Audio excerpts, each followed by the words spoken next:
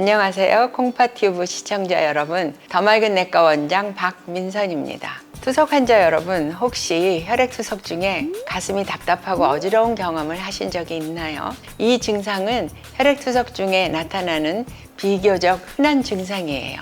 그렇지만 응급 상황으로 이어질 수 있는 중차대한 증상입니다. 오늘은 혈액투석 중에 나타날 수 있는 어지럼증이나 가슴 답답함 같은 증상에 대해서 그 원인과 조치에 대해서 이야기해 보려고 합니다.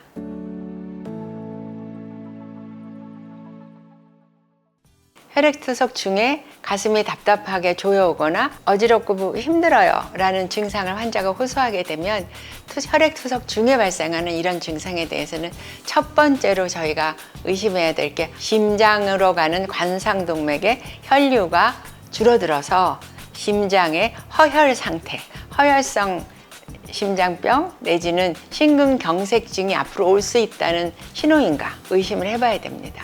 두 번째는 가슴 답답한 것보다도 어지럽고 정신이 아득한 게 더 심해요 라고 이야기할 때는 이분이 혹시 뇌로 가는 혈류가 방해받아서 뇌졸중이 올 가능성이 높아지지 않는가 라고 의심을 해야 되죠. 네, 그 가장 흔한 이유는 혈압의 저하예요. 저혈압이죠. 우리가 투석 중에 노폐물을 갑자기 제거하고 수분도 갑자기 제거하면서 수분과 전해질의 불균형이 발생을 해요.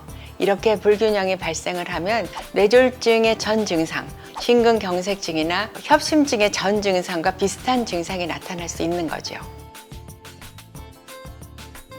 그래서 이런 증상이 나타났을 때 의료진은 먼저 혈액투석의 속도를 환자한테 맞게 적절히 유지하고 있는지 아니면 수분 제거가 너무 많지 않도록 해야 되는지를 저희가 다시 정해야 되는데, 이때 수분 제거가 너무 많지 않게 하려면 환자분의 협조가 필요한 거죠. 이틀 뒤 혹은 3일 뒤에 왔을 때 체중을 너무 많이 들어오면 환자들의 건강을 위해서 건체중이라는 걸 맞춰줘야 되고, 그럴 때는 무리하게 돼서 이런 증상이 훨씬 더 빨리 나타나게 되거든요. 그래서 이런 증상이 나타날 때는 첫째, 의료진의 신속한 대응, 둘째, 환자가 본인의 상태를 알아채고 협조하는 것, 이 두 가지가 반드시 필요합니다.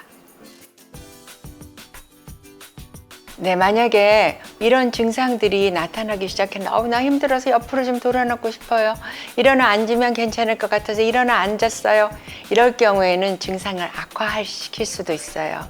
왜냐하면 혈압이 떨어지는 도중에 자세를 바꾸거나 벌떡 일어나 앉으면 혈압이 더 떨어지면서 문제를 더 가중시킬 수 있거든요. 그래서 이럴 때는 가만히 누운 상태에서 손을 들어서 간호사들을 부르고 간호사들이 와서 적절한 조치를 해주실 때까지 기다리시는 게 좋습니다.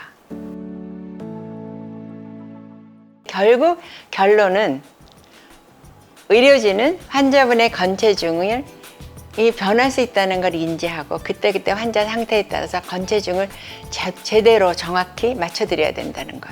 둘째는 가장 중요한 거죠. 환자분들이 나의 건체중이 무엇이고 이 건체중에서 벗어났을 때 어떤 문제가 올 것이다 라는 거를 같이 이해하시는 게 중요해요. 또 한 가지 제가 강조하고 싶은 거는 내 몸은 내가 아니까 그냥 이렇게 지나가겠지 하고 넘기지 마시고 사소한 증상이라도 의료진에게 자세히 설명해 주시면 좋겠습니다. 그래서 의사와 환자가 완벽히 협력할 때 여러분의 건강이 더 잘 유지됩니다. 오늘 영상이 도움이 되셨다면 좋아요, 구독 부탁드리고요. 앞으로도 건강한 투석 생활이 되도록 열심히 준비하겠습니다. 감사합니다.